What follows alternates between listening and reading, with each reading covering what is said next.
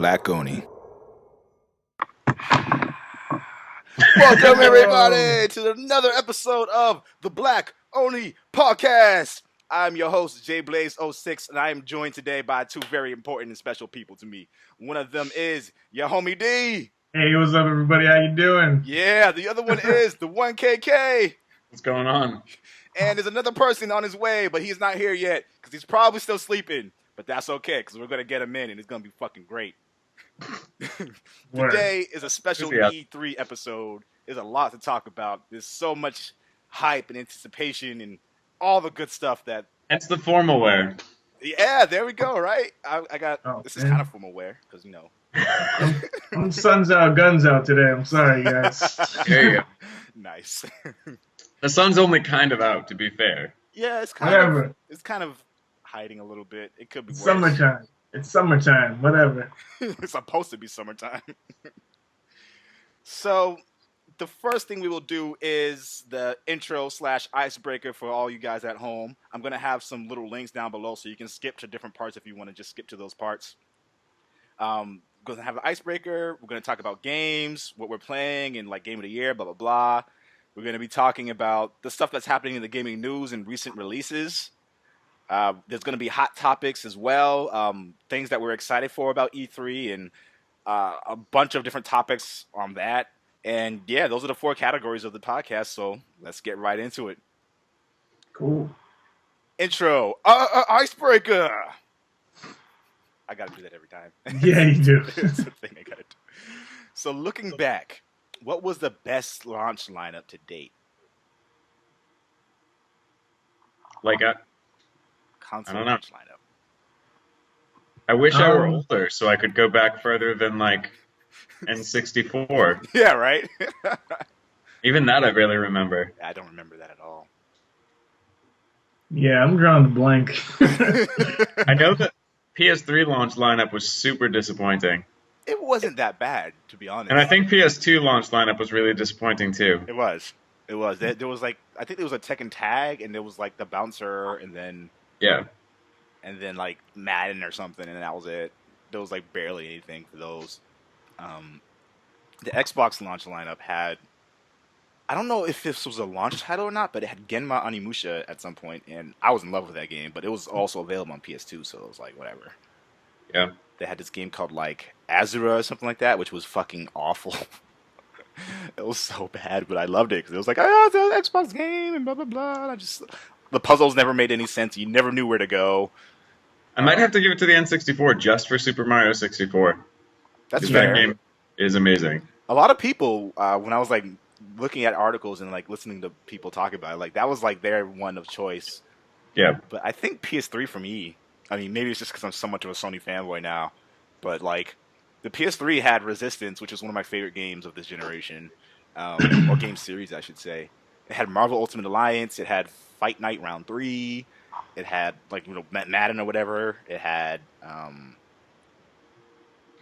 some other games too. I don't remember, but I just remember playing Resistance. I was like, oh my god, this is like the best thing ever. You can play with like over 20 people online. It was the first time we were able to do that on any game. I was just like, on any console game, I was like, this is legit. Like, I'll play this for days. Like, I met like two of the people that I still talk to this day all the time. I think I met JC Mac 120. Shout out to you, man. I met him on Resistance, and like from there on, that was 7 years ago. Like, we've been really good friends since then. Cool. What else was in that launch? What else was in that launch? Let me see. 'Cause I know there was something else that I was playing. I just don't remember what it was. I'm just going to go ahead and say that I really like the Wii U's lineup this year. So we'll put that. Hold on. Wait. The Wii U launched last year. Last year? I'm talking about the games. Oh, you're just talking about... No, I'm talking about like the launch titles, like the games that came out when the console launched. Oh, well then I'm drawing an L blank. Super Nintendo was mine. Yep. That was my favorite. Yeah, I'm looking at the PS3 launch list, and most of it's crossed out because it came out later. It looks like all that came out was Resistance, Untold Legends, Genji, sports games. Call of Duty 3. Nope. Oh, yeah, Call of Duty 3. Uh-huh.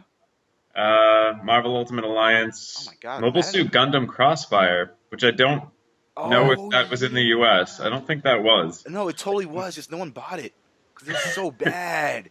It was so bad. Oh my God, I'm looking. Oh, Need for Speed Carbon and Tony Hawk's Project 8. And then all of your standard sports games that would come out. yeah, NHL, NBA 2K. Yeah. Blah, blah. Resistance was such a damn gem. Oh, so good. Ridge Racer 7. Ridge Racer 7. Who played that? No one. Yeah. Not a single person I know. No. Who played that? No. I played it on PSP. It was kind I of. remember if I wanted to get the .hack GU skin for my PS3, I had to actually get that game because the downloaded content was on the disc. What? Ridiculous, yeah. The fuck?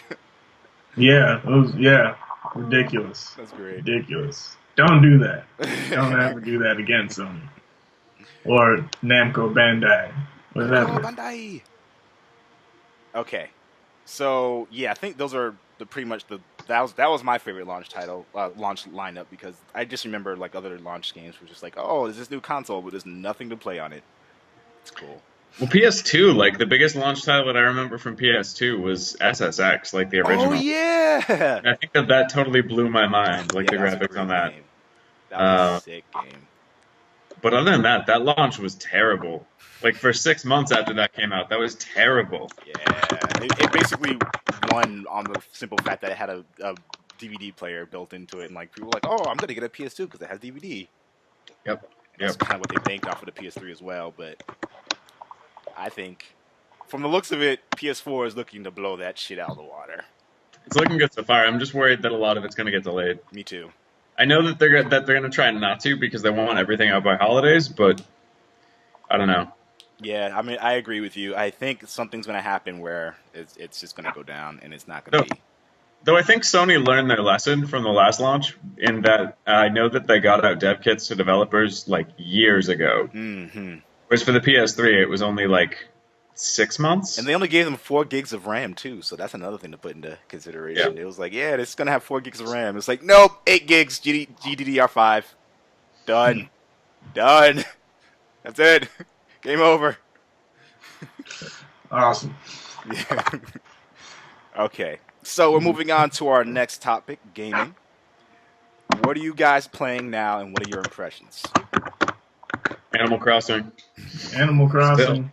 Damn you! I picked up Last of Us, but I've only played for like 2 hours What do you because think? it came out on Friday. What do you think of it? It was good so far, but I've only played for like 2 hours, Yeah. so it's kind of hard to say. I know that my roommate played more, and he was complaining last night that there's a lot of just hiding. Well, Like yeah, the early enemies, they make you hide like nonstop. I would imagine. I mean, if that was the case, where you were like in an apocalyptic world where shit has just gone wrong in all types of ways, I'd be hiding the fuck out of everything. Yeah, but like the early enemies, like if you go near them, you just die. Really? That's what my roommate was saying. I know the clickers will kill you instantly. Basically, those I things freak me out. I basically only fought people where I was, so. I have the game coming to me. It's supposed to be here on Monday. I got it from Newegg, and it completely didn't cross my mind that the game was coming out on a Friday instead of a Tuesday. So I was like, oh, it's going to be fine. And then I was like, wait a minute. If it's coming out on Friday and they're not able to get it to me by Friday, that means I have to wait until Monday. And that's what's happening. Yeah. So there's that. But I did get my game capture card. My Elgato has arrived. Nice. And so Nice. I'm going to be using my laptop from work and bringing that home because I don't want to bring my whole entire iMac over to my PS4 in the living room just to do the recording. But Yeah. I'm going to do some Let's Plays. Yay! Congratulations. Yeah. I think I'm going to do Nerd some. +1. I'm going to do a review for The Last of Us. I'm going to do some multiplayer for The Last of Us. I'm going to do like some like multiplayer gameplay of like Let's Plays, and then I'm going to do some Borderlands 2. Those are going to be the big things. Cool. What's that? I have no idea. What?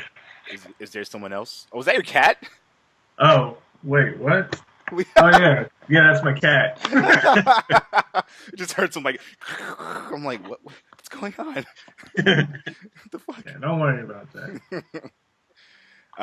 I've been playing this game called The Cave though, and I don't I know love the cave. it's so good. Like my roommate keeps like, hey, when are we gonna play The Cave again?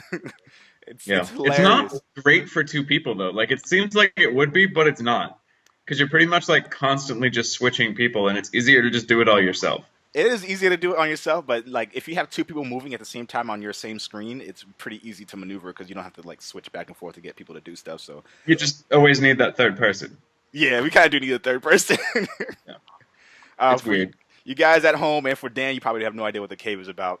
It's No. basically you start off and like you hear this ominous voice talking to you, and you're like, "Oh, this is cool." And it's like going down, it's painting down, and it's like, "Oh, by the way, I'm a talking cave." You're like, "What?" And it's like, Wow. yeah, it's ridiculous. It's like there's 6 or 7 people that you can choose to be, and they all Yeah. have like different special abilities that allow you to solve puzzles differently. And so like there's an adventurer, there's a person from the future, there's I think her story is my favorite. which the, one? the time traveler. Oh yeah, The she's time pretty cool. traveler. Yeah. That one's pretty good. What's really cool is I just started a second playthrough, and like the entire game changes depending on who you choose. Like you see entirely different areas, and not just story stuff. Like you'll see other characters' stories that you couldn't get to before, Right. all because of what your 3 people can do.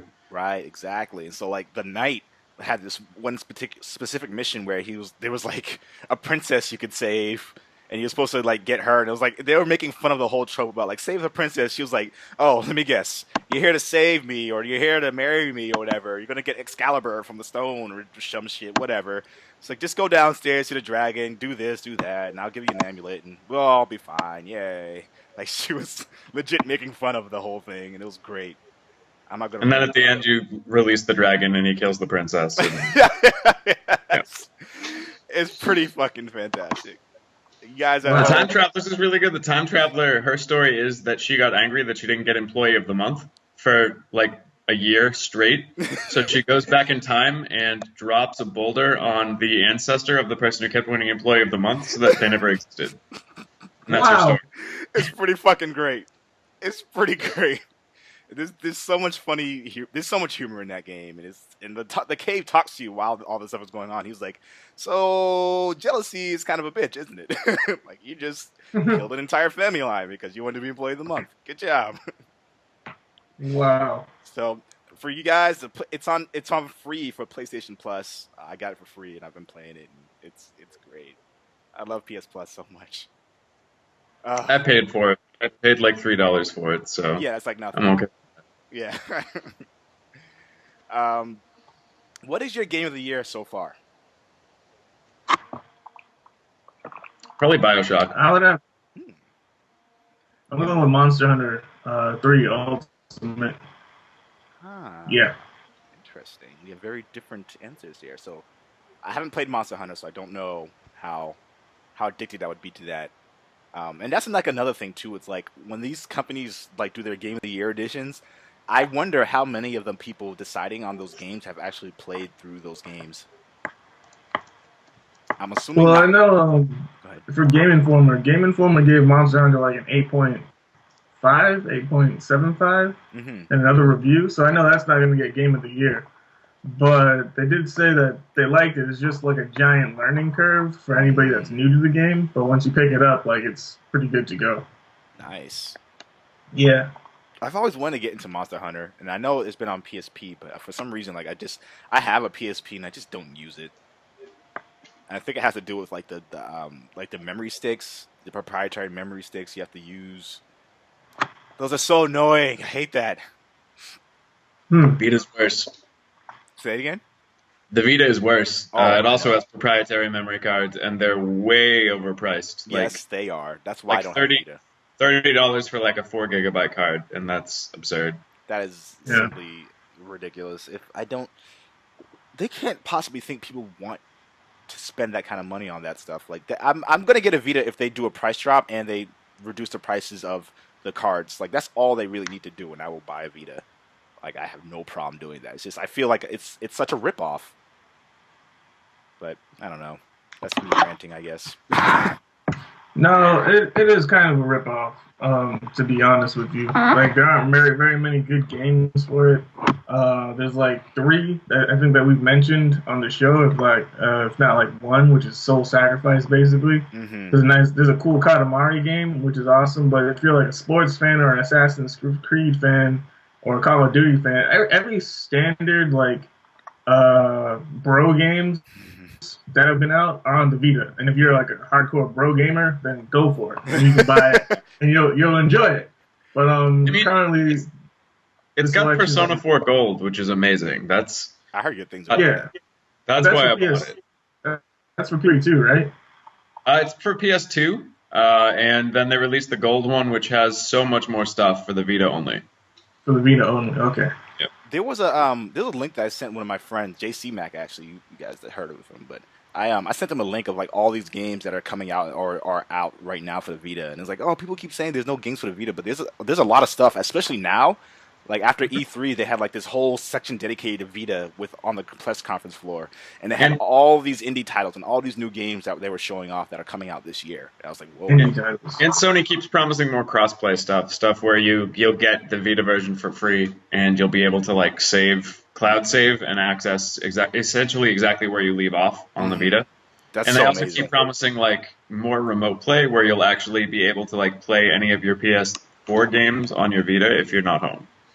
Wait, does that work if you are away from your home, or does that only work if you're in the same vicinity? Because they promised for PS3, and it never happened. Largely, I believe, just because of rights issues. That as long as your PlayStation is like on your Wi-Fi network, and your Vita is on a Wi-Fi network, you can remotely log in and play any game. What? Nice. That's fucking. It hasn't really been implemented, but that's what Sony's been promising for years. Well, that's what they're trying to do with the PS4, because they showed it off with like knack and stuff. Yeah. So maybe they'll make good on that promise. Maybe not. All right. So I think for me, the game of the year, that's a toss-up though, because BioShock Infinite is a really, really great game. But I think I almost want to say Tomb Raider. It was really. I think I had more fun playing Tomb Raider, to be honest. Like it was just like almost everything that I wanted for a game like this. It was there. See, I really liked Tomb Raider, but it still had a lot of flaws. Mm-hmm. It was really fun, but it's still a lot of flaws. And BioShock Infinite is just like flawless. The gunplay is kind of still a little finicky for me. Like I don't know what it is about BioShock games, but it's still like the aiming. Like I'm so used to a twitchier style of aiming. So it throws me off a little bit, but I will say that BioShock is pretty much like there's so much exploration you can have with that game, but sometimes I felt like you didn't really know the best way to take an enemy down. Like I can't remember what they're called, the guys with the hearts, handyman. Yeah. I still don't really understand what the best way to take those guys down is, and I never used the skyhook either. Like I didn't use it at all. Really?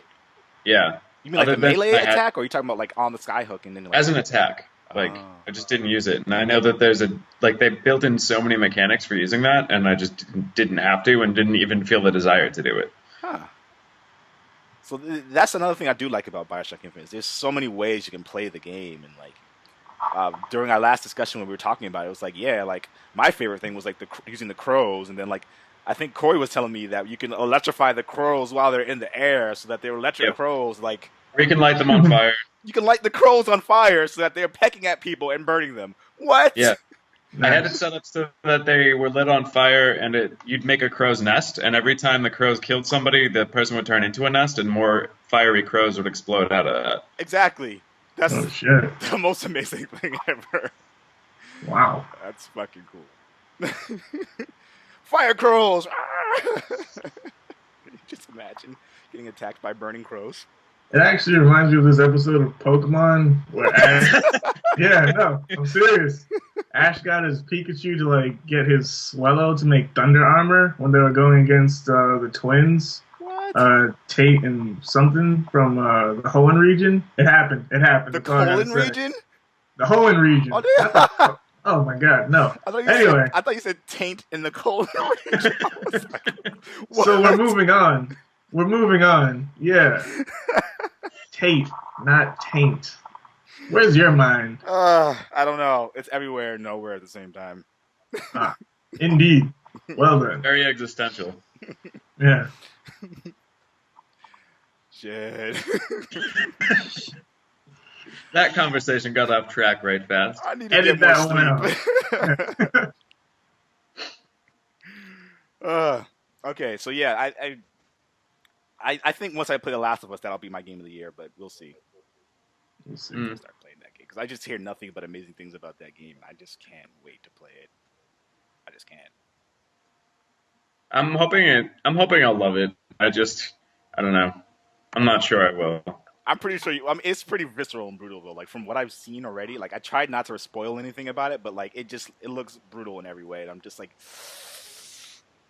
oh, it's like that reaction to everything that happens. Like there's this part in the commercial where he's like, someone has the main character Joel, like he's holding his head down to like some broken glass, and you have to like pry yourself free from that. Like that looks kind of fucked up. Gotcha. Anyway, moving on to gaming news. The latest game releases are The Last of Us, which we just talked about. Mm-hmm. Muramasa Rebirth for the Vita. So that's another Vita game that's coming out. And it had an amazing collector's. Oh boy! I'm so excited for that. It looks beautiful. It looks pretty as fuck. Pretty as fuck. I mean, does it play well? Come on, like pretty games are pretty games. We all know that. I don't know. Well, it's like a 2D side scroller, so it's. Did it come out on DS? I don't think so. No, I didn't hear about it. Because I remember seeing some images of this, and like I remember the character art was really, really cool. Yeah, this is that game. I think this is going to be one of those really good games. I'm going to send you guys a link to it, just an image. I've got the IGN right now. If you want. Oh yeah, it was a Wii game, or that's what it was. Yeah. Yeah, I actually wanted to play this game, to be honest with you. Yeah, stop talking shit. I'm just saying, I thought it was like a 3D game, but I like 2D games. So, hey. Yeah, it's from what I heard from the Wii U version, it's really fun, it's inventive, and it's beautiful. Yeah. So I'm down for that. I would get a Vita to play that. I'm not going to, but I'm saying in theory I would do that. Is that my hard drive? Oh, my external hard drive's still connected. That's silly. Anyway, I heard this like, what the hell's going on? Animal Crossing: A New Leaf just came out, of course. You guys have been playing that. Yep. Amazing. Yeah, I need to. That makes me want to get a Nintendo a 3DS or 3DS XL maybe. Because, like I said before, my girl, I was talking to her on the phone one day, and she was like, all I heard was a ding. I was like, what are you playing in the background? She was like, Animal Crossing. I was like, that's adorable. Yesterday, while I was waiting to see Superman, I had it like in the movie theater, and all these kids are looking at me because I'm playing a game that seems like it's made for like 12-year-olds, just in the middle of the theater. And I'm just like catching bugs and fishing. That's awesome. Like I said, it sounds like if you say it to someone without any context, it sounds like it's the most boring thing ever, but I'm sure it's like super addictive and a lot of fun. It is. I agree with that. Yeah. As a life simulator, it definitely is. Jack and Daxter collection. That's cool, I guess. That was already out, wasn't it? That's not new. On Vita. Oh, okay. That is new then. Yeah. Gotcha. Yeah, I'd be interested in playing that on Vita. That'd be cool.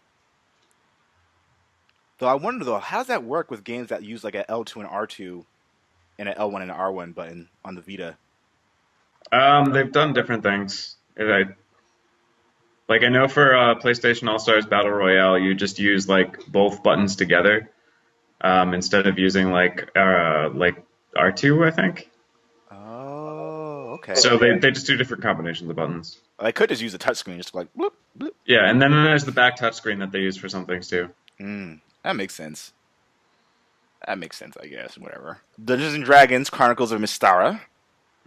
I have no idea what that's all about. It looks like Golden Axe, to be honest. Is it a 2D beat 'em up brawler? I didn't even look this up when I put this in the agenda. I was just like, meh. Let me look that shit up real quick.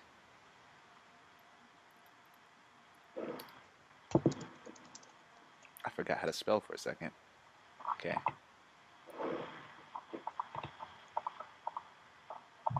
Oh, okay. Yeah, it definitely looks like a Golden Axe. Yeah. It's like super pixelated and everything. What was that all about?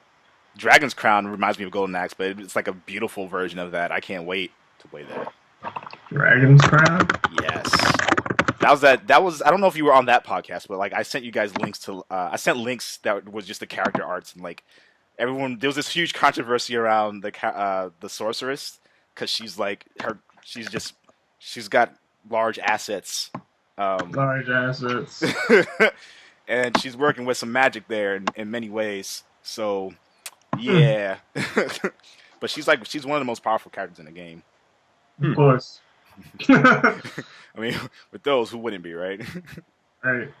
But yeah, I think they mentioned that they're not going to have the cross-buy feature, so it'll be on Vita and PS3, but they won't have cross-buy, which kind of bums me out, because Not much has done that, because developers realize that they make a lot less money when they give you one for free. Right, but at the same time, I'm also never going to buy the same game for both systems, because I don't really see the purpose in that. Exactly. Yeah, that's the it makes thing. no sense. I will never do that. And so if they incentivize that, if they give you the ability, like PlayStation All Stars, some people bought it just because they could play it on both. Yeah. So like I think it's a huge incentive that the developers or publishers, I think publishers are making those decisions. They just need to do it. Yeah, I know that some people like very rarely will buy the same game on both, because like they're on the road all the time and want the cross save, but right.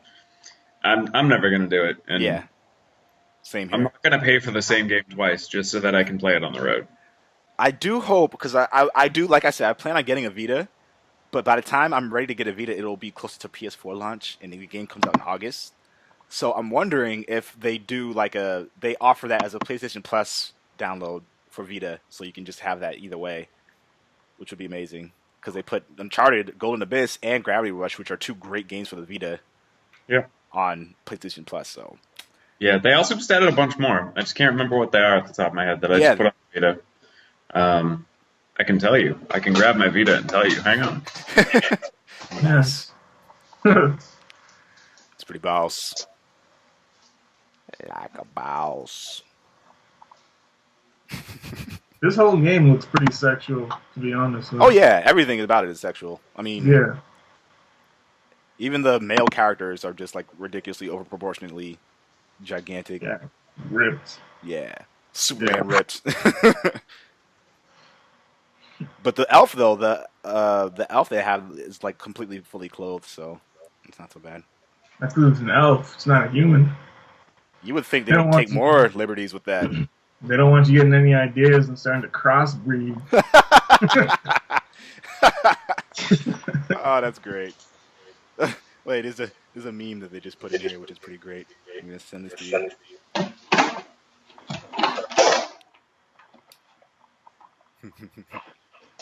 That's pretty fucking. This is not suggestive. Nice. The lies. Yeah.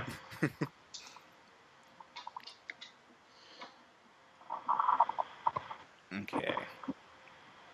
MotoGP, blah, blah, blah, whatever. No one knows anything about that right now, I don't think. I don't even know what to talk about. Oh, it was just going down the list, but I sent a link that was of Dragon's Crown, and it was like, this is not suggestive.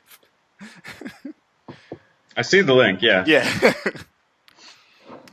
So another big part of the gaming news is, I don't know if you guys have heard anything about this. I saw a couple of reports on this. Microsoft employees are basically being deployed out to those the Best Buys around the nation that were having the Wii U thing going on. They're sending people from Microsoft over to them to sway them away from the Wii U. It's kind of fucked up. It's weird. Way fucked up. Do you believe it? I mean, like, I saw screenshots of it, and I saw images, and I heard a lot of reports about this. Like, are they just desperate, or do you think it's something more than that? I think Microsoft really, really, really wants to be successful with their console that they don't care about what consumers want. That's a fair assessment. Yeah. Yeah, I think the Wii U is going to do fine anyway, though. They might not do as well as PS4, but because Nintendo has already such a huge and pretty much sustained fan base, like Microsoft's just layers are only probably going to put away the new people. But Mario Kart 8 looks like it'll pretty much handle everything. So it does look pretty badass. Yeah. Aside from the fact there are like 7 Mario games coming in the next year. It's Mario, man. Huh? It's Mario. It's too much. I can't do it.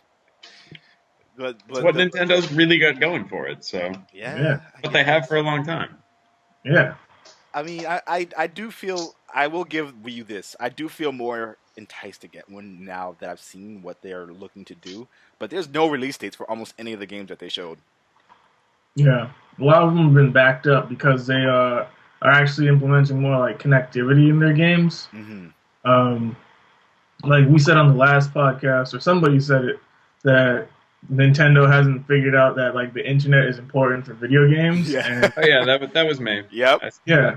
But I beg to differ because what they're doing, or what I see them doing, is that they create creative ways to connect via the game specifically. Like in the Legend of Zelda Wind Waker remake, instead of the Tingle Tracker or Tingle Tuner, they have like messages in a bottle that you can send and connect via the Miiverse to see like tips and tricks or like how to get through the game and different things like that to really talk and connect with people. So I think the connectivity is more game specific than it is pretty much with like you put on a headset and you're like, all right, I'm playing Wind Waker now. I just think that it ends up being very clunky for most of their games because they sort of don't have any like integrated interface. Yeah, that's a big deal, I think, because they need like to... Even in Animal Crossing, it's super weird that I have to go to the train station and then like open up my gates to any of my friends for them to even come and like say they want to come to my town. Yeah, but imagine that some of your friends come to your town with just an axe. Yeah. But also at the same time, like I don't know why they didn't set it up so that I can leave my town open while I go away. Oh, okay. You know, there's no reason why my friend shouldn't be able to come and visit and interact while I'm not there. And what about the whole, like, the numbers? Like, instead of an actual place, like an ID or like a tag or like a name, it's like numbers they give you. Oh, the friend code. What the fuck is that? I think that's just system specific. Yeah. That's awful. There's also the Dream Suite or something like that in Animal Crossing where you can refresh your town. Your town will be online, but that's like a later feature in the game. I've been looking a lot of this stuff up. Nice. I'm like Nintendo spokesperson on the Black Oni Podcast. Yeah, right? We need that around here, man. Yeah. Need some defense for Nintendo. But, Go Nintendo! Yeah. Go Nintendo. But yeah, so there's that. You can refresh your town on the internet. And you get like 5,000 bells for it every time you do it. So, yeah. That's cool, though. I mean, at least they're putting a little bit more integration to the web because they really do need to make sure they're staying up to date with that kind of stuff. Yeah. Yeah. So I don't know if you guys have seen Titanfall. I still haven't seen that yet, actually. It is basically, think about it kind of reminds me of like a Call of Duty meets Halo type of thing, but with mechs. Nice. So always like giant robots. Yeah, you can control mechs, or they can follow you, and you can jump into your mech. I think there's like a timer for when it counts down, for depending on how well you do in the game. It'll be like, all right, well now you're doing this well, you can go into your mech now, and you'll go in, and like it's a whole different way to play. And then like your mech can obviously be destroyed, but you can eject out of it, so you can eject and like fly thousands of feet in the air, and then you can land on someone else's mech and like rip their shit up. Like it looks just as amazing as it sounds. But there was an article that came out not too long ago where they were talking about, the developers were talking about wanting to bring the game to other consoles, and the publisher, I think EA is publishing it, but they had worked out a deal with Microsoft. So right now it is exclusive to the Xbox 360, Xbox One, and PC. Oh. But they they made it this crazy claim saying that this can only be done on the Xbox One, yet it's being. Really sure why. Say it again.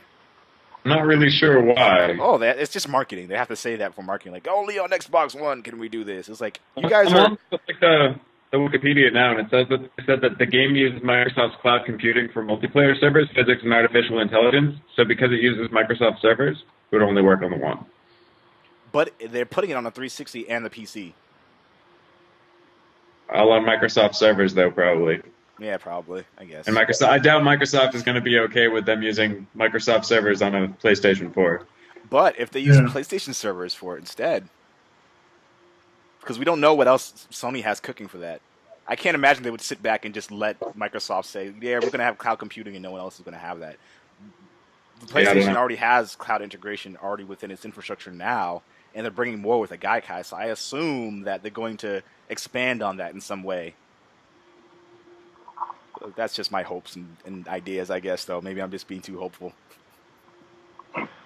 But you do make a good point, though. It is the way that they have it set up is all on Microsoft servers, so I guess it's probably not going to be completely rebuild it if they wanted to move it. Yeah. And true. I'm assuming since they're using Microsoft servers, they've got some ironclad contract with Microsoft that they can't get out of. Microsoft!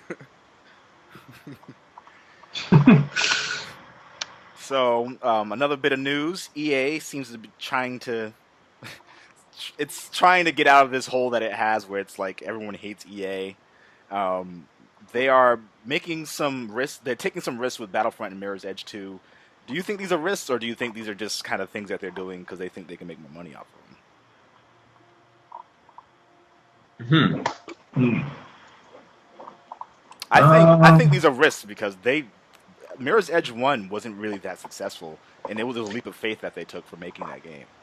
Yeah, it wasn't successful when it came out, but as we pointed out, I think last time, like, it's still selling for a lot of money because a lot of people still want that game. Right. So it's definitely found a niche. Mm-hmm. So if they made a second, I think it would be successful enough to warrant, like, the cost. Right. I don't think that they're really taking that much of a risk. I guess that's true. I mean, over the long run, they've probably sold a lot more, but there was so much doubt before. They were like, oh, we're probably not going to make another one because there weren't that many people interested. I don't know. Yeah. I don't think it's a risk. I think he just has like a cult following. So maybe they're just selling to that audience. Right. Yeah, I mean, if they're pleasing fans, you can't really like say anything against it for that. This is true. Yeah. I guess that's fair. Yeah. Battlefront's coming. Finally. Yay. Yay. Yay. Yay. It just everything about the way that sounds is just so epic. Like I played Battlefront 2, I think, but because online wasn't as big of a part of the generation that came before, like PS2, for example, like you had to get a network adapter to play online for that. Yeah. And so, like, I never got to really play it online and enjoy it to its full potential. But, like, what I played was really cool. Like, you'd get a certain number of kills, and then you get to play as fucking Darth Vader. I mean, come on. Come on. That sounds amazing. It does. It really does. Darth Vader with a gun. No, with a lightsaber. He will go up to you and just slice you up, and that's it. Wow. To go along with that, it was recently revealed, I think I just saw this last night, that Disney has big plans for Disney World Studios, including opening up a Star Wars land. Wow. That's which is pretty awesome. I saw that, and I was pretty psyched. So that's epic. Not really gaming, but still pretty damn awesome. I'm going to Disneyland just so I can do that. Disney World. Oh, so that's one in California, right? No, World's Florida. Oh, okay. So I went to World when I was like 12. Right now, the Star Wars ride that they've got in the studios, they just redid it, and it's the coolest thing. It's completely randomized. Huh. It's like a motion simulator with other stuff, but it's got like hundreds and hundreds of different possibilities of what could happen once it leaves the gate for Star Tours. Yeah. And I rode it, I want to say like 6 times last time I was there. It was different every time, including cameos by like Princess Leia, Admiral Akbar. That's a pretty good. Yeah, that's exactly what he said. And then it is a crap. Yeah. That's excellent. Hold on for a second. I think there's something going on with Skype right now where it's distorting all the audio and like everyone sounds really weird. Weird. I'm going to stop the call and then restart it and then call you guys back. Sounds good. Yeah. Okay. I was watching a trailer for Knights of Pen and Paper +1, and I kind of might be really psyched for this game. What is this game? Knights of Pen and Paper. I'll send you guys the link. Yeah. It's like a PC and Mac game. Essentially, you play Dungeons and Dragons. Ooh. Oh, Like, it's okay. not a simulator. Like, you sit down and play Dungeons and Dragons Gotcha. Wow. in 8-bit. There you go. And that just sounds kind of silly, but really cool. Huh. Independent? Yeah. I remember reading about it in Game Informer probably 6 months ago, as sort of one of the different things that indie developers were doing, and I just sort of forgot about it until today when I was looking at release dates and saw that it comes out on Tuesday. Oh, interesting. Yeah. Okie dokie.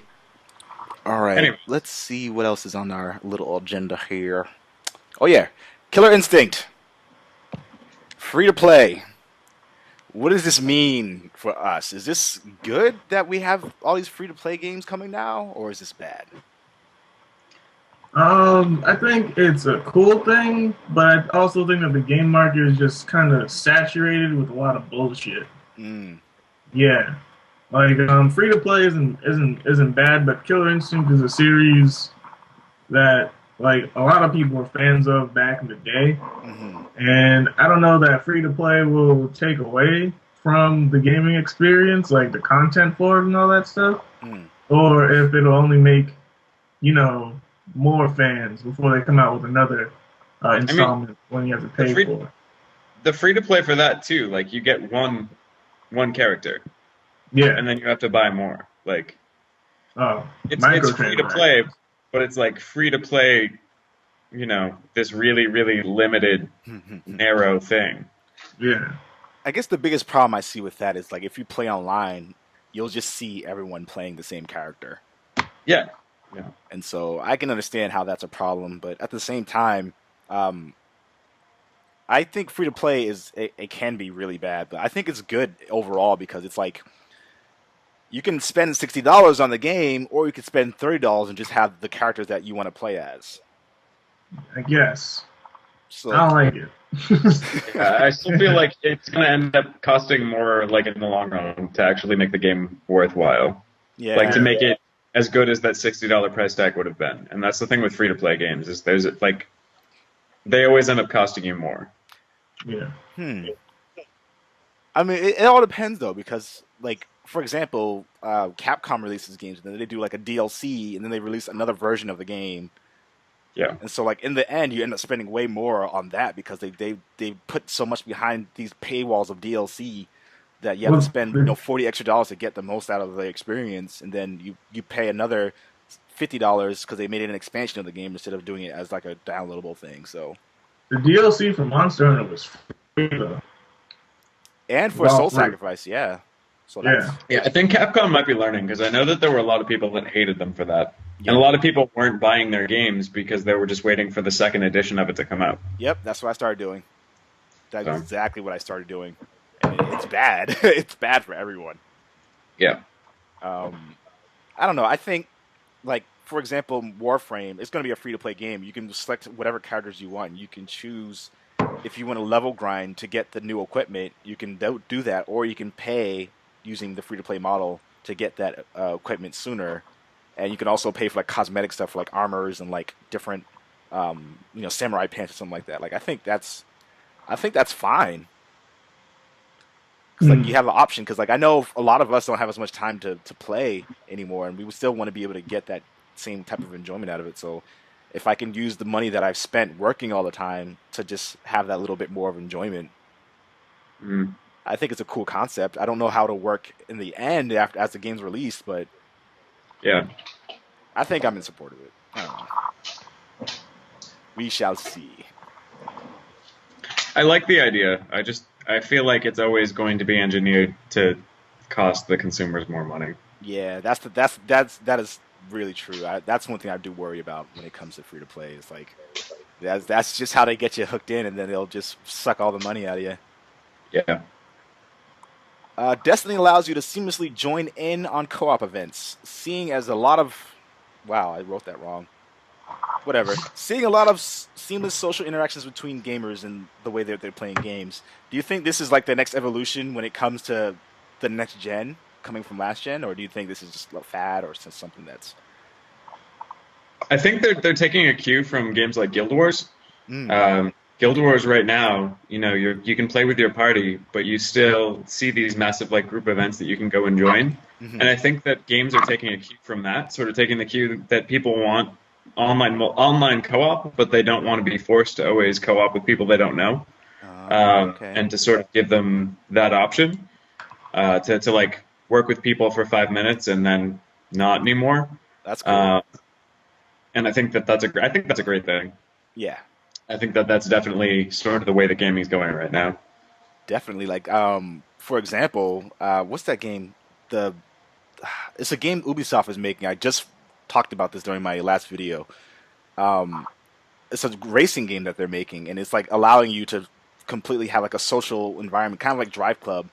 Like they're bringing all these social interactions where you can kind of drop in and drop out of events, like on the fly while you're racing, or like while you're driving down the road, like Is you'll it enter is into it the the race. crew? The Crew, that's what it was. And that game looks really pretty. It looks like a lot of fun, and like what they showed was really cool. So, It is always online, however, and that's not always the best. well, the thing is, if you're getting it on PlayStation, you always have the option of like that's the thing that kind of gets me is like the developer should have control over whether their game is always online or not. It shouldn't be up Yeah, to the console to decide that. And so that's yeah. another. Go ahead. Always online games just I don't know. They bother me, It and I bothered don't me I too. don't like it because very frequently like they release, and if they sell well, the game just won't work for days. Yep. And that's the worst thing is going out to buy a game and then having it not work for like 3 days because too many people bought it. Then you lose interest. Then you don't Yeah. play it anymore because you're pissed off. Like that's what happened with a lot of people for SimCity. And you're also getting like penalized for being one of those people who wants to go out and spend the money on it right away. Right. Right. Yeah. That's a really good point to make. And I think there's never going to be a situation where they can solve that issue because there's always going to be, unless the game just sucks, there's always going to be more people than they were prepared to have on their servers. Yeah. So that's just it's a thing that we're going to have to deal with because the companies are still not going to properly prepare for it. But Yeah. I can see what you're saying though. It's always online isn't really worth it if it's going to have And those types I of don't know, it issues. also gets obnoxious once we start to think about the fact that like internet providers are going to start like restricting how much data you use. They already are. Yeah, but even more so, like there have been talks of like Comcast and Verizon doing like what cell phone providers do, where you'll get 10 gigabytes a month and they charge you more. And if your game's always online, that means you can't play it, God, it like at sucks. all, ever. That's a really bad idea. It's Yeah. so bad. And that's, I don't know, there's issues there. Fuck you, America. Fix your shit. Yeah, That's yeah. really annoying. What do you guys think about Dead Rising? They said it's a PS3, no, it's an Xbox One exclusive, and the original Dead Rising was exclusive to 360, but that's only because the PS3 wasn't out yet. Do you think it's going to stay an exclusive, or is the world of exclusives kind of over, basically? Like, is that? I think Microsoft loves to throw money at people for like 6 month exclusivity. Hmm. But if their sales figures for the Xbox One stay the way they are right now, hmm I'm not sure if they'll be able to throw enough money at publishers to make that a reality. Right. I remember Jack Trenton was talking about what exclusivity means in this next gen race, and like, in a way, having exclusive content is better than having the game exclusive for a certain number of time. Yeah. Because it'll come out. There's no extra money that they have to put into it. It's just a matter of like if you want to put this stuff on the game. Like, hey, do you want to put this into the game? If you do want to, you can add it in there, or you can patch it in, no extra costs. Like, Yeah. you can put that right in there. So I think Sony's playing it pretty smart when they're doing the approach. I mean, I would prefer, in theory, to have it be exclusive because that means more people are going to buy the PS4 for those specific games. But the publishers are out here to make money, so that's like, if they don't do that, then they're not going to make as much money if they have it only on one console. So, Yeah. but Uncharted would probably tell us otherwise, because Uncharted has sold a ridiculous amount of copies. But Uncharted is also like Sony published, so that makes sense. Yeah, yeah. I mean, anything that's published by the developers, like anything Nintendo is obviously still going to be Nintendo. You're not going to see you're not going to see a Super Mario Brothers PS4. You're not going to see like Uncharted Xbox One, because it's just not going to happen. But other than that, I don't think that there'll be all that much exclusivity. It's already started to disappear. Yeah. Yeah, like all Square stuff is like on Xbox and PlayStation, so it's like there's no exclusivity there anymore.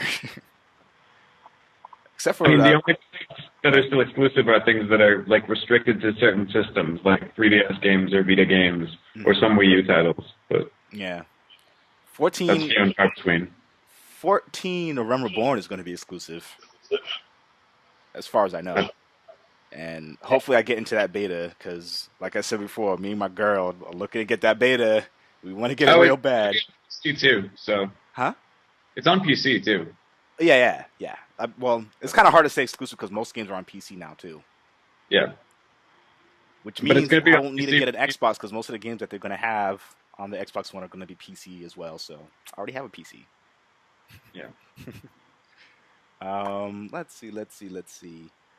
I guess we don't really have to talk about the Sony taking chances, but I guess this is an obvious question, but I'll ask it anyway. Who do you think won at E3? Are we just talking like systems? We're just talking about press conferences overall, like not just systems, but like, you know, if Ubisoft was like the winner of the conference, or Sony, or if EA, or I mean, in terms of your consoles, it's Sony hands down right now. Nintendo did really well though. I was impressed with Nintendo showing. I don't know in terms of game developers. It's hard to judge. There's a lot more to talk about. Yeah. I feel like EA was kind of lackluster overall. Yeah, I mean, they showed some of the sports stuff, which we knew would happen. Yeah.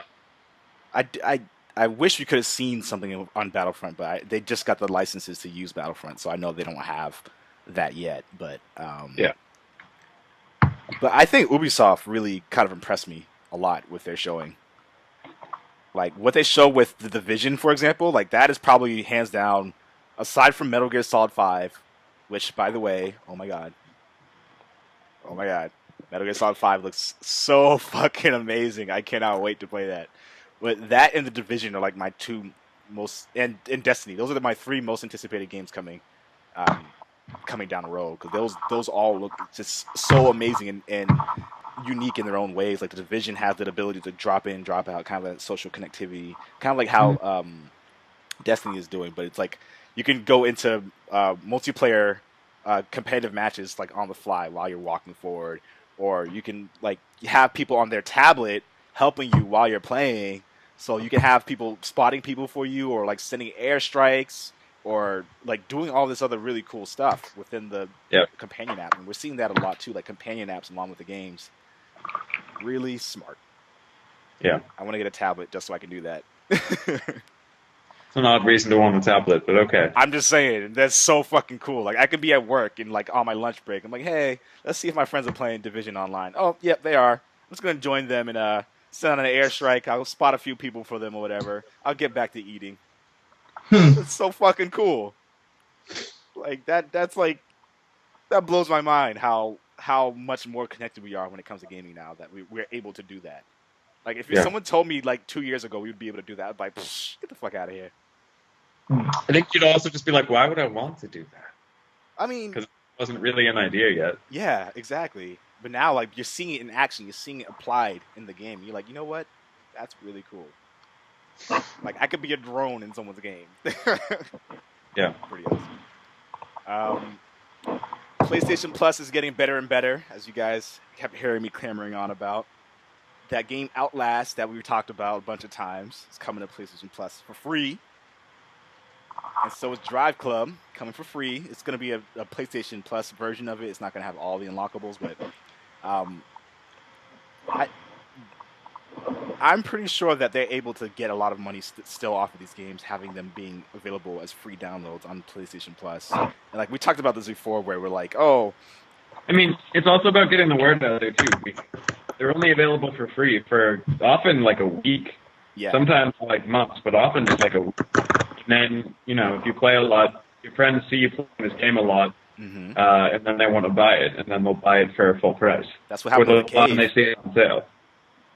So yeah, it works. It's pretty genius. I hope to God, or whoever is out there, that we will continue getting PlayStation Plus for this price and getting all this additional content, because it's already like the best gaming deal you can get in terms of subscription. Yeah. Hands freaking down.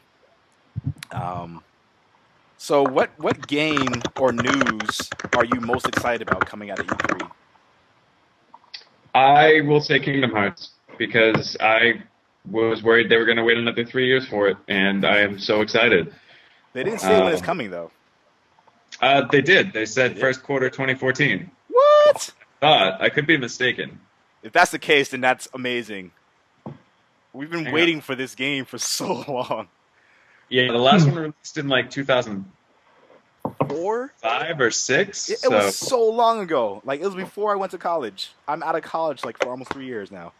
Yeah. What the fuck? We shouldn't have to wait that long for a sequel. I'm just saying. Oh my god. And it would just be like really, really, really, really good and everything you wanted in a Kingdom Hearts game. This is true. But they weren't. The thing though, they weren't working on it after they finished the last one. Like they were working on HD remix, change of memories, like all this other shit. They haven't been working on it so long. Say that again? They haven't been working on it for like a long time, because they've been working on all the in-between games and the remakes and the prequels, and it's obnoxious. It is obnoxious. Yeah. Like, it's all the shit we didn't ask for, the filler stuff in between. We're just like, we just want our game. It's story. Yeah. It's important for story. Come on, guys. I mean, those could be separate divisions. They don't have to be taking up all the development time for the next big thing, you know? All right. Those are just my thoughts. Because, like, Naughty Dog, for example, like, they have 2 teams working on The Last of Us and Uncharted. And, like, that's basically, like, they're using resources from each other so that they can continue to make each of those things better. But they're allowing one team to be able to be working simultaneously on one project while the other team's working on another one. So that's, like, that's what they need to be doing. I see. I don't know. I don't own a company that specializes in making games, so I can't be the guy saying that, but I feel like that makes the most sense if you're going to get the most out of your development team.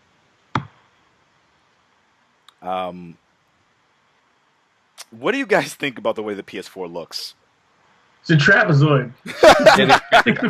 Yeah, it is. It's kind of ugly, but the Xbox One is equally as ugly, so I can't really say much. I think in terms of console aesthetics, Nintendo's winning right now, which is I think because Nintendo consoles are usually hideous. But yeah, the Wii didn't look bad. The Wii was a kind of an interesting looking console. Yeah. I feel like the PS4 grows on you a little bit. Like when you keep looking at it a little bit more, you're like, all right, I could live with it. It's not ugly. It's just not. Yeah, it's not beautiful. Parallelogram. Parallelogram. That's the most fun word to say ever. Yeah. I don't.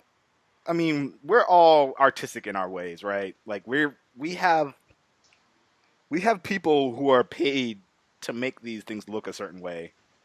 And why was it so hard for them to figure out a way to make a console look sexy? Like, well, they don't care. They want it to play. They want good games, and they wanted it to play as well as it could. I don't think they cared as much about how it looks. Well, I do, damn it. Well, they know that the first people to buy it aren't going to care. It's only going to be those people who buy it when they release a second model, like they did with the PS3, that are going to actually care how it looks. Yes, that's true. Like the PS3 Slim looks fucking hideous. True. It looks awful. I don't know what they were thinking. So I think what they would try to do with this PS4 was like make a crossbreed between like the PS2 and the PS3 Slim. And like I hate the two-tone thing because like everyone knows I used to work at Apple, and so did you, Kevin. Like I don't like what Apple did with their two-tone iPhone 5. I don't like that. That's pretty much the way everybody's going now, though. It's not just... I know! It's a trend that needs to die. It's weird. It needs to die and be buried. It's just... I don't like it. It makes it look like it's several different machines. Like, you have it sitting there. It's a very, very weird idea. Like, I don't know why. I understand that they maybe want to make it not look as gigantic, because it's pretty gigantic, but it's going to look like I have, like, 2 different Blu-ray players or 3 or 4 different Blu-ray players, like, sitting with my TV, and that's really strange. Yeah. I like, the more I look at it, I'm like, all right, I can live with this thing in my house. But I'm not like, oh, it's so beautiful. It's just like, all right. Like, what I like about the Xbox One is that it's so, like, the level of black they got, that sounds weird. They have such a deep, like, black values in that. Like, they said they wanted to go for it as, like, jet black as possible. And, like, when you have the console there, you'll see, like, that glowing Xbox thing, and it'll be, like, pulsating or whatever. That's really cool. But, like, the two-tone thing just killed it for me. And the fact that it's huge. Yeah. And the PS4 apparently is smaller than, of course, smaller than the Xbox One, but it's smaller than, I think it's like the size or a little bit, it's a little bit bigger than the Wii U one and a little bit smaller than the Xbox 360. So that's interesting to take note of as well. Let's see. I do like the blue line in it a lot. Me too. In PS4. It's like the only thing I really like about the way it looks. Yeah, I do appreciate. I like the glossy side. Like, I wish the rest of it was glossy because that. Yeah, I like the matte side and not the glossy side, because the glossy side is going to show like fingerprints and it's going to just look. I don't know. I know. The matte side, I think, is really nice. I'd like if it were all matted.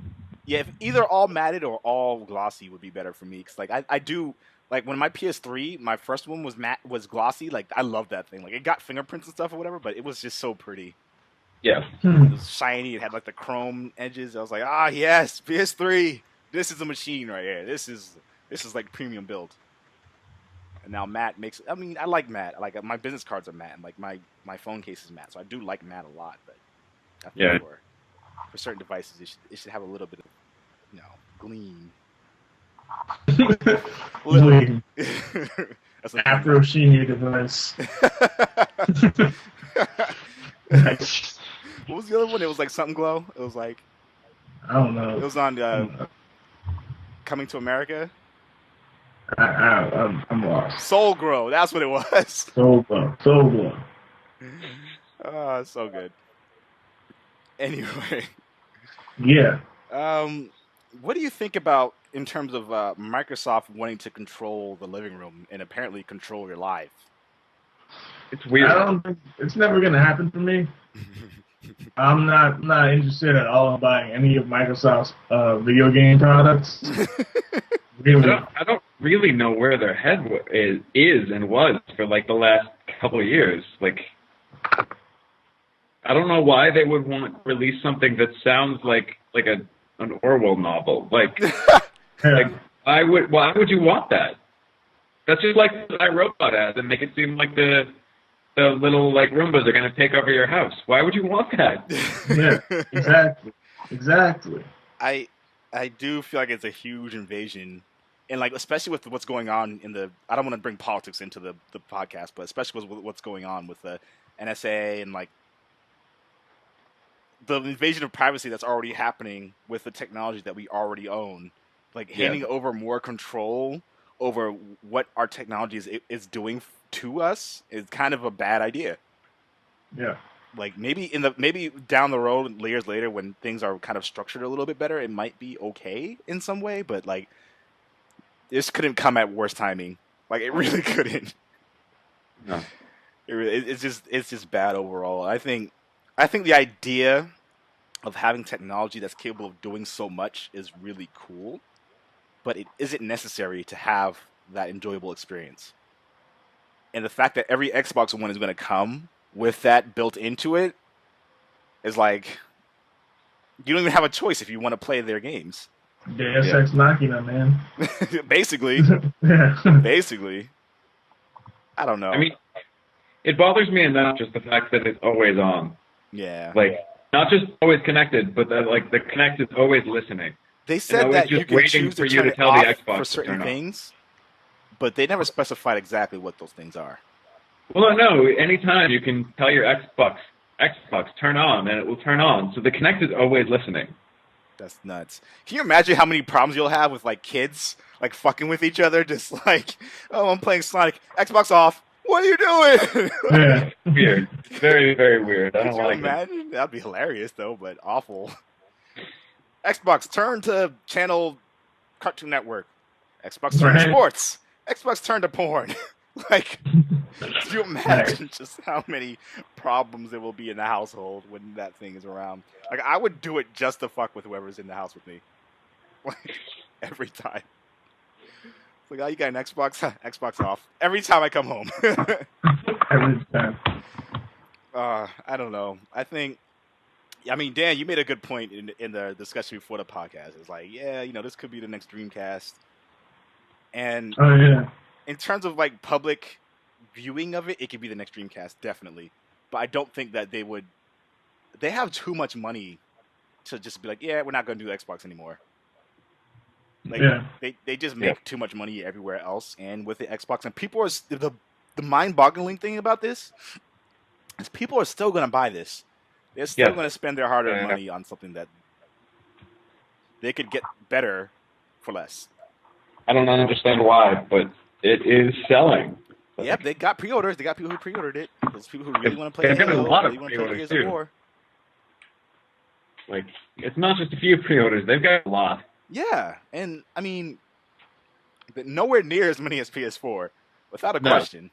But I'm also thinking if it's holiday season and parents can't buy the PS4 for their kids, and they can buy an Xbox One, they're going to come close to selling a similar amount. That's true. At least for the initial holiday, yes. After holidays, absolutely not. Absolutely not. Because once the PS4 is more readily available, it's still going to keep flying off the shelves. Because every gamer, even people when I was at work, they were like, I was on the shuttle going back to South Station, and we were just talking about it kind of casually. I mentioned that I do like this whole thing on YouTube, and like, I do all this other art stuff. And they're like, yeah, it's like I'm not getting an Xbox One. Like, I have a 360, I'm not getting the One. And I was like, interesting. Why aren't you getting a One? And they just gave me all their reasons. I was like, these are all legit reasons. Welcome to the PlayStation family, my friend. Like, wow. that was it. Like, this is the public perception, and there's so much justifiable reason for it. And the Xbox hasn't made the case for all their restrictions and all their everything that they have to have on there. Like, they haven't made the case for it. No, and I don't think that they've even tried to convince consumers that it's like the best idea. I think that they were just like, this is what we want, so this is what you want. Right. They're telling us what we want, and that doesn't work that way, Microsoft. You got it all wrong. They're back asswards. Did you guys hear anything about the Oculus Rift during the entire E3 conference? No. So I'm gonna try to send you guys a link to the article if you guys want to read it. For Oculus Rift. And I'm sorry that all you viewers at home who want to hear more about Xbox One, like I always talk about PS4 now. But there's just so much energy and hype around the PS4 and like so much anticipation. I almost feel like they might let us down just because there's so much anticipation built up. I'm sure they will. At least in some way. But I mean, it's already like technology like this though. This is like you put it over your eyes and like you play the game, right? Yeah. Technology like this has already been around like overseas and stuff. They're just releasing it here in America for like the first time. You're not talking about the virtual VR, are you? No. No, I'm not. Like Sony has technology like this for a few years now. Really? Yeah. You just check it out, look it up. Just like fucking, I don't know, go on Google and look up headset video game and you'll find it. Well, here's the thing, though. I think there was an article. There's a bunch of articles, actually, now that I just typed it in.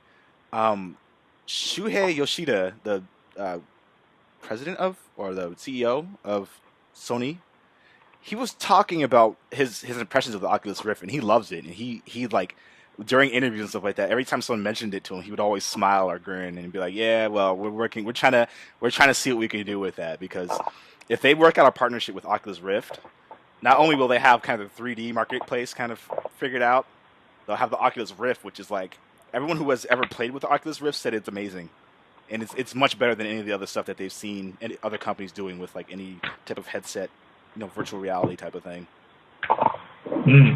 So that could be another big hit against Microsoft if they get support from Oculus Rift.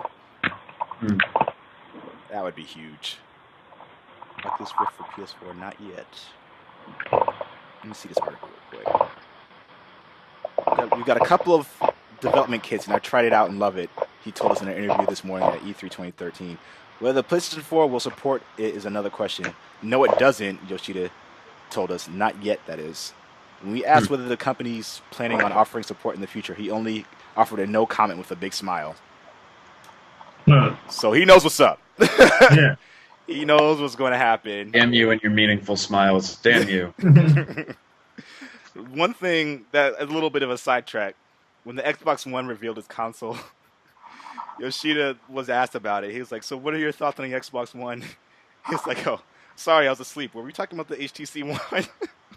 Wow. Oh, that is fucking great. I want to meet this guy and just shake his hand. Like, well played, sir. Well played. Well played.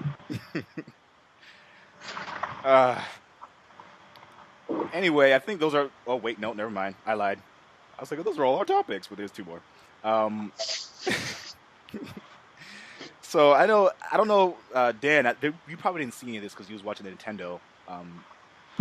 Yes. There were some games stuttering and crashing during both Sony and Microsoft. Yeah. I heard Assassin's Creed Black Flag crashed during the PS4. Right. Yeah. So there were a bunch of things about this. One, apparently Microsoft definitely. Like I saw one of the consoles crashed while people were playing, and they had to open it up, and it was a PC under the HUD, so it actually wasn't an Xbox One that they were playing on. Wow. Nice. So that's a thing that's happening. I don't know if Sony is guilty of this as well, but apparently a lot of that had to do with the fact that the gameplay they were showing wasn't actually live gameplay. It was streaming from something that was already pre-recorded, and they just had someone on stage like doing a demonstration or whatever. And so the stream wasn't working properly, so it kept stopping. So I think this is interesting because that almost presents more problems than it's solving right now. It's like we've seen it happen like 3 times during the press conference, and I think it's the same with Destiny as well. Like it was a similar situation where they were trying to get it to sync correctly with the streaming, and it wasn't. So like certain things were taking longer than they were supposed to when the lights were out and stuff. I don't think that's a great idea for the companies to be doing right now. Well, Well, I mean, like, they do that specifically to avoid that. Like, Yeah, it's not working. It's just not working. It's kind of funny though. Like the Assassin's Creed one, just like it just stopped for like a solid 20 seconds. We were all just kind of like looking at each other, like, what's going on here? Like I heard laughter at some point, and then we were just like, all right, well, I guess that's the end of the demo. Get your shit together, Ubisoft. yeah. All right.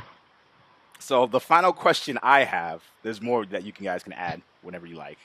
Do you think the post E3 victory is a sign of what's ahead? Do you think this will continue the trend, or do you think this is just something that's just happening now? no, I think pretty much everything's set in stone. I do not feel that Microsoft is gonna come back unless people like literally want to have surveillance on them 24/7. From their system. Yeah, seriously, from the system that's supposed to like give them joy and entertainment. Mm-hmm. But I don't know. Sony seems like it's in like a really good place as far as video games go. I mean, they're not really. Are they forefront on technology too? Mm-hmm. So, like, who needs to make the most money right now? That's my question. Who needs to make the most money?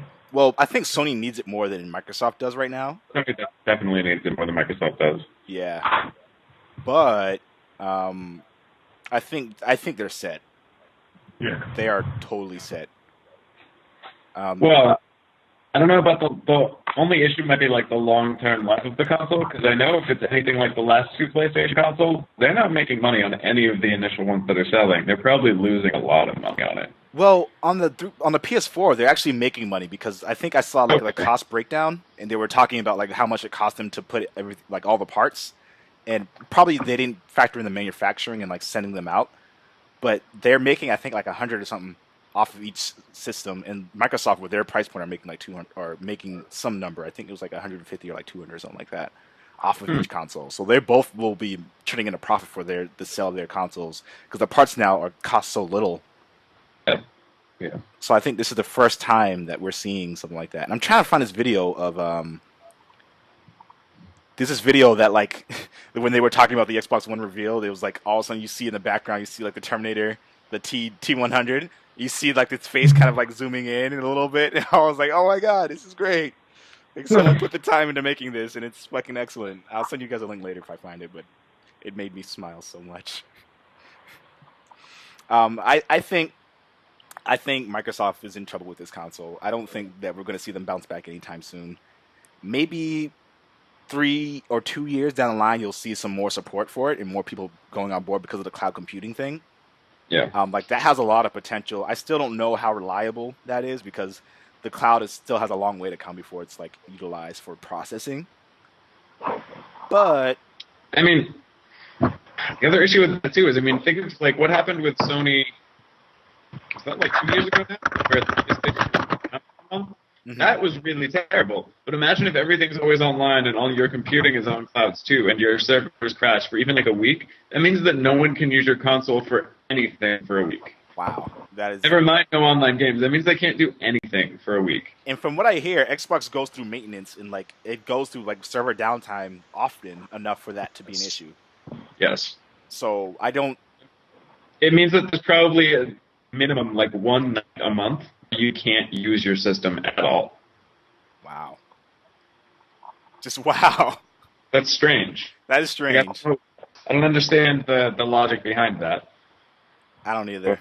I mean, PlayStation does do server maintenance as well, so they have like a thing where like for a few hours you can't get online, but then other than that, occasionally it goes up to like 12 hours a day, but then and that sucks. But I can still play my single player games. I can still usually watch Netflix. Mm-hmm.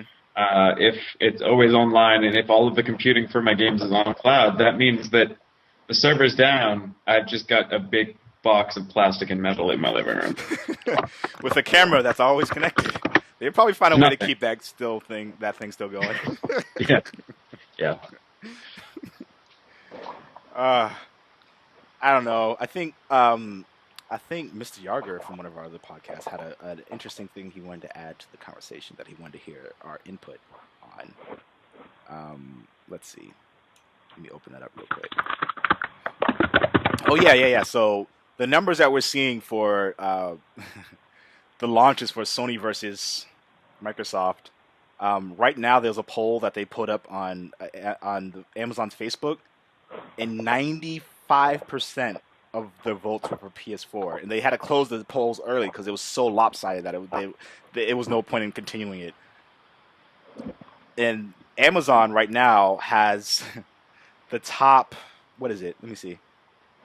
The top 9, and then like beyond that, they have like 5 more in addition in the top 20. So, and Amazon just sold out of launch PS1s or PS3s. What am I saying? PS1s, launch PS3s, PS4s. 4s. Thank you. Yeah, you're welcome. Too many numbers in my head. Like they're sold out, which is intense. Yeah, Amazon is pretty much the main place people go to get their games. Yeah, Sony's been sold out of the launch. I think day 2 of even it being there. Like the second day it was on, it was just gone. Yeah. Xbox One is still available. No. So GameStop stock increased. Microsoft stock decreased by 0.91%. I'm confused that GameStop stock has been increasing so much. I know that they'll be selling a lot of consoles, but the whole like really uncertain future for used games makes me question how long their stock is going to be up for. Yeah, I don't know. That's like 95% of their profit right now. Basically, I mean, yeah. New video games make no money for retailers. None. Really? Like less than $5 a game. Oh yeah, that's right. Because that's the discount that you get for Best Buy. Well, no, I'm also speaking. I just know from other retailers I've worked at, Mm-hmm. video games don't make money because it's all licensed through the publishers. You know, if they get a good deal and they're selling a whole lot, they might make $10 per game that they sell. But also, if those games sit on that shelf for 2 months, they're not making any money at all. Well, how are like Newegg, for example? Like I was able to. It might have been something that they oversighted, but there was a sale that they had going on where you can pre-order whatever game you wanted for the foreseeable future that they had release dates for, and you could get it for $47. And that's one of the things I did for Last of Us. How the fuck are they able to do that? They're probably not taking a profit. They're probably doing it to make you start going to them for more. That makes sense, though. I mean, I do use them quite a bit now. Plus, they don't have a brick and mortar store, so they don't need as much money. There's no 'cause overhead. They have the same employees, no rent, no electricity for every store. Right. I know that for brick and mortar stores, like when I worked at Newberry Comics, my Newberry stopped carrying new games because the store made like $2 per new game that they sold. Damn. And most of the time, people didn't buy them. So you'd have the copy sit there for like a month, and in a month it's gone down by $10, which means when it does sell, the company's losing $8 on the game. Shit. So yeah, it's pretty crazy. There's a big problem with video game sales right now. I guess that's why it's so important to have used games there because it's a pretty big deal. Look at the kitty. Yeah. I like your cat. But yeah, I mean, I don't know. GameStop's going to do well with the PS4 because that's probably what it is. There's so much hype around the PS4, and like that's going to be their main source of revenue when it comes to new consoles. Yeah. So they're going to be capitalizing on that. And I've noticed before, like GameStops were so centered towards the Xbox, 360. You're going to see that with PS4 now. Yeah. It's going to be kind of cool. Anyway, do you guys have any other topics or things in there that you wanted to add in? I'm good. No, I'm all right. Yeah? Yeah. Well, everybody, you guys, thank you again for joining on another episode of the Black Oni Podcast. I'm very proud of what we have been able to do. We've been getting some followers and some people, listening to us ramble on about games. It's fucking awesome. I do like to ramble. Yes, I love to ramble. I love to rant, apparently. Not really a rambler. I'm more like a bulleted style article speaker. You guys at home listening to the podcast, thank you for tuning in. We really appreciate it. As always, there's going to be way more content. The channel's going to continue to have more things. There's going to be some Let's Plays. You guys will be seeing these guys playing some games with me as opposed to just only talking about it, which will be fun. If you like what you saw, of course, press the like button. Subscribe. Look at everything else. As always, have fun playing. Game on. This is Jay Blaze, the 1KK, and your homie D out.